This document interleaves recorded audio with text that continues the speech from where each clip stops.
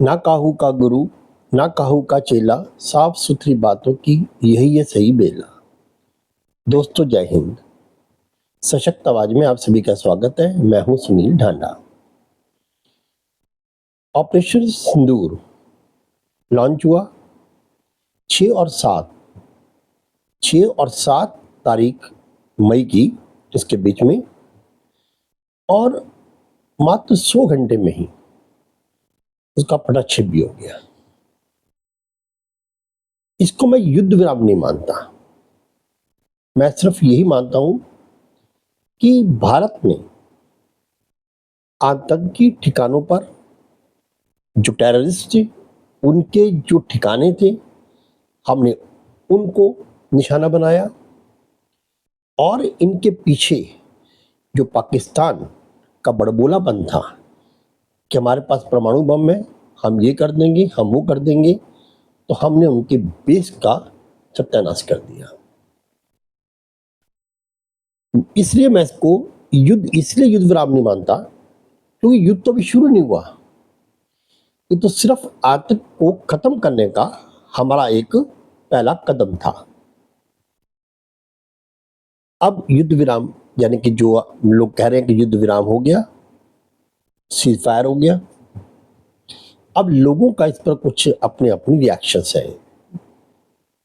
हालांकि पहले शुरू में मुझे भी महसूस हुआ था कि हमने कुछ जल्दबाजी में स्टेप उठा लिया है। अब इसको थोड़ा और जो है, इसको सबक सिखाना चाहिए पाकिस्तान को। लेकिन बहरहाल ये तो गवर्नमेंट के साथ अपनी नीतियां हैं, अपने मफाद हैं। लेकिन इससे हमें क्या फायदा हुआ और क्या नुकसान हुआ, हम थोड़ा इसकी तरफ चलते हैं। देखिए, हमें क्या क्या फायदे हुए।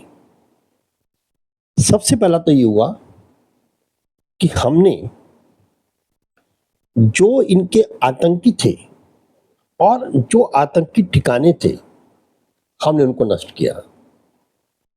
चाहे वो जैश मोहम्मद हो, चाहे वो अल-कायदा हो, ठीक है, और चाहे वो लश्कर तैयबा हो, इनके ठिकानों को हमने नष्ट-नाबूद कर दिया। ये ठीक है कि अभी मसूद अजहर या जो आपका हाफिज सईद है, हमने अब इनको नहीं हम मार पाए, लेकिन ये मरे के बराबर ही। आज अजहर मसूद बार बार कहते हैं कि मुझे मार देते।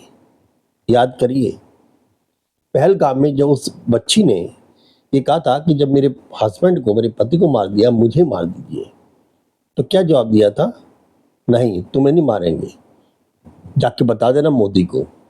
उसने मोदी को बता दिया और मोदी ने उसका रिएक्शन भी ले लिया।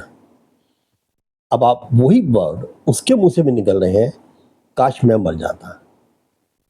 अपनों की लाशें गिनना बहुत मुश्किल होता है, दूसरों की लाशों पर तो बहुत आप जो है खुश हो सकते हैं, अपने आप को शाबाशी दे सकते हैं। लेकिन जब यही कंधे अपनों की लाशें उठाती हैं, तब पता चलता है असली जिंदगी क्या है।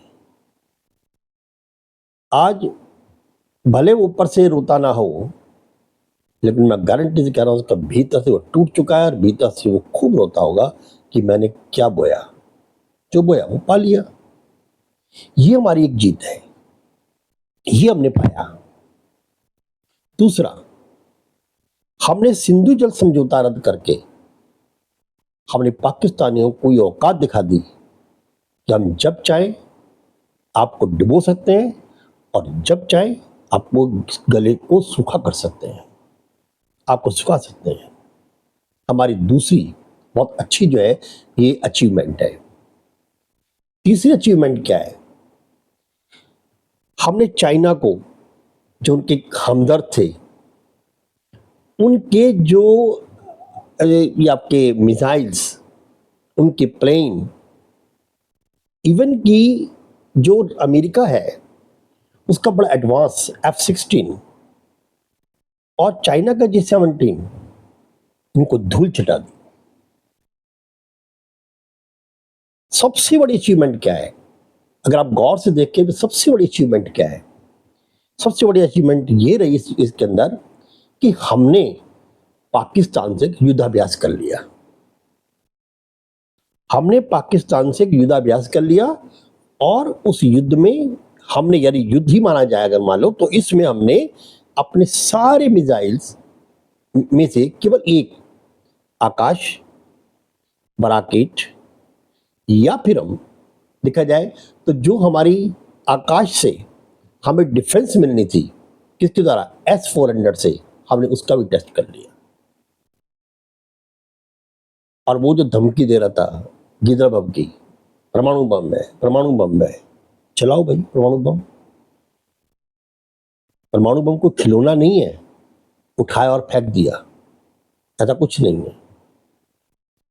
चाइना को अपनी औकात पता लग गई कि भाई तेरा जो असला है वो क्या है, और पाकिस्तान को पता लग गया उसका असला है क्या। भले पाकिस्तान ने बड़ी बड़ाई कर दी कि भाई बहुत अच्छा हुआ, मुझे चाइना जैसा दोस्त मिल गया, मुझे तुर्की जैसे दोस्त मिल गया, लेकिन वो भी अंदर समझ गया कि उनके असला क्या है, किससे वो किसके भरोसे बैठा हुआ था वो। तो ये कुछ चीजें जो हमने गेट की हैं, ऐसा नहीं है कि हमने कुछ पाया नहीं है उसमें, पाया हमने 5 बड़े आतंकी उनको ही मार गिराया है। मसूद अजहर या हाफिज सईद या दाऊद इब्राहिम, कभी ना कभी तो हत्थे चढ़ेंगे।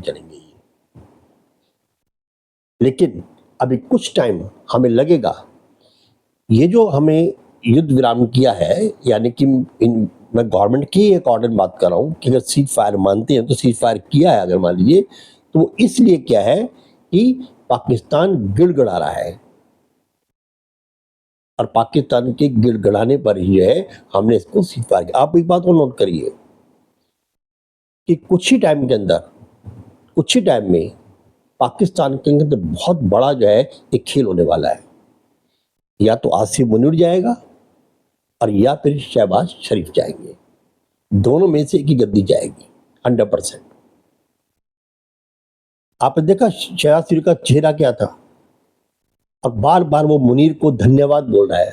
एक स्टेट का जो है इस वाले जो एक सर्वा है, प्रधानमंत्री है, वो अपने सेनाध्यक्ष को, आप अपनी सेना के मोराल को बढ़ा सकते हैं।